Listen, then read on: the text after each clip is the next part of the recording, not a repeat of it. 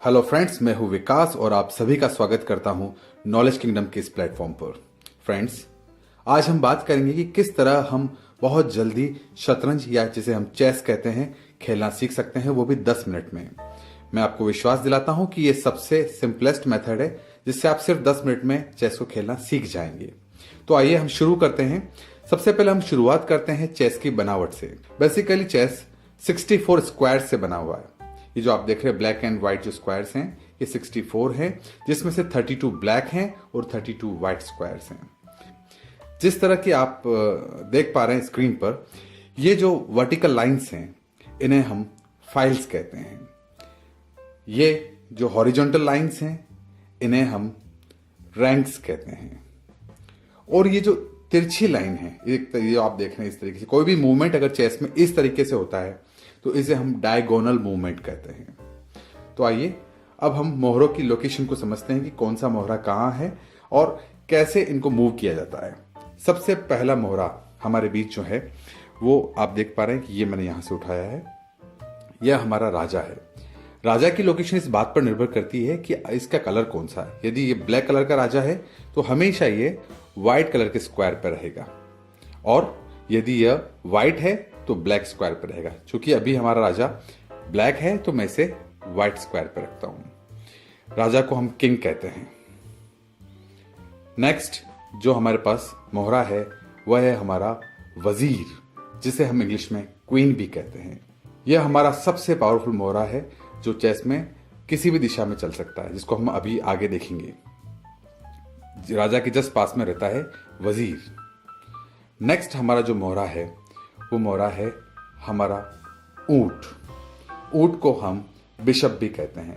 Bishop की location हमेशा वजीर के इस तरफ और राजा के उस तरफ। चूंकि दो बिशप होते हैं, दो ऊंट होते हैं, तो आप पाएंगे कि इस तरीके से दोनों तरफ बिशप या ऊंट। अगला मोहरा जो हमारे पास है वह है घोड़ा।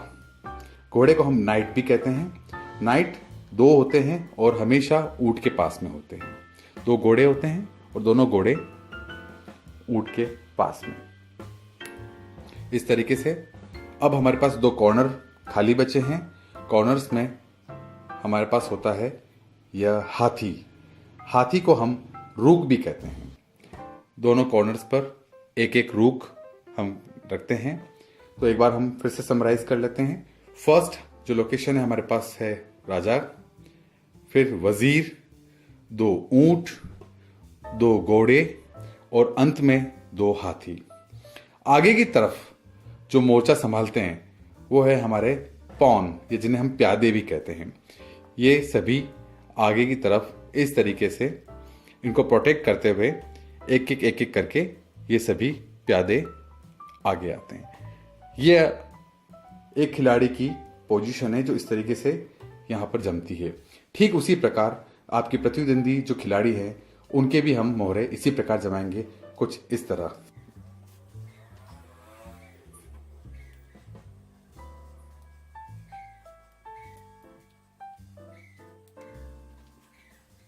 तो फ्रेंड्स, इस तरह हमारे दोनों खिलाड़ियों के मोहरे अपनी चाल चलने के लिए तैयार है। आइए हम गेम शुरू करते हैं और हर मोहरे की शक्ति या उसकी चलन शक्ति को हम देखने का प्रयास करते हैं। सबसे पहले हमारे पास जो मोहरा है वह है हमारा पॉन या प्यादा। प्यादे की एक विशेषता होती है कि प्यादा शुरुआत में एक कदम या दो कदम अपनी सहूलियत के अनुसार खिलाड़ी चल सकता है। वह एक कदम भी चल सकता है और दो कदम भी चल सकता है। लेकिन जब सामने वाले खिलाड़ी का अगर प्यादा यहां पर है, कोई भी अगर मोहरा यहां रखा है, तो वह उसे कैप्चर नहीं कर सकता, इस तरीके से नहीं मार सकता। हमेशा प्यादा क्रॉस में ही मारेगा। ये इस तरीके से इसे मार सकता है और इसे बाहर कर सकता है, लेकिन आमने सामने नहीं। प्यादा किसी भी बड़े मोहरे को मार सकता है, लेकिन शर्त यह रहेगी कि वो क्रॉस में मार सकता है। और यदि एक और नियम, प्यादा चलता हुआ यदि इस तरह आगे तक अंतिम जो रैंक तक पहुंच जाता है तो वह आगे चलकर कुछ भी बन सकता है। मीन्स वहां पे स्थित किसी भी मोहरे का स्थान ले सकता है। यह ऊंट भी बन सकता है, घोड़ा भी बन सकता है, और वो पुनः उसे जीवित कर सकता है। तो हमारा पूरा प्रयास ये होना चाहिए कि किसी भी तरीके से सामने वाले खिलाड़ी का मोहरा या जो प्यादा है वो यहां तक ना पहुंचे। हमारा अगला जो मोहरा है वह है हमारा हाथी, रुक। रुक की विशेषता होती है कि रुक सीधा भी चल सकता है और आड़ा भी चल सकता है, मीन्स वर्टिकली और हॉरिजॉन्टली। इस तरीके से रुक पूरा मूव कर सकता है। मैं उदाहरण से बताता हूं, यदि हमारा रुक यहां है और कोई भी प्यादा अगर यहां रखा है तो ये सीधा यहां से इसे मारकर बाहर कर सकता है, या यदि हमारा मोहरा यहां है और रुक हमारा यहां है तो इस तरीके से यहां आकर ये सीधा वर्टिकली भी इसे मार सकता है। ये हुआ रुक का मूवमेंट हाथी का।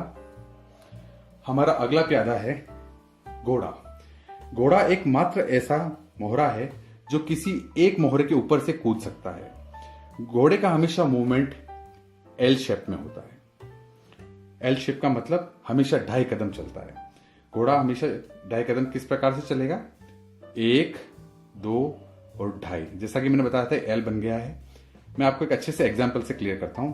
यदि सामने वाले प्रतिद्वंदी का मोहरा यहां इस तरीके से रखा है तो आप पाएंगे कि यह 1, 2 उसके बाद लेफ्ट या राइट एल बनाएगा।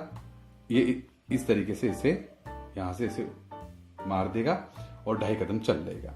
तो घोड़े का जो मूवमेंट होता है वो आगे पीछे दाएं बाएं कहीं पर भी चारों तरफ 2.5 कदम चल सकता है। हमारा अगला जो मोहरा है वह है ऊंट।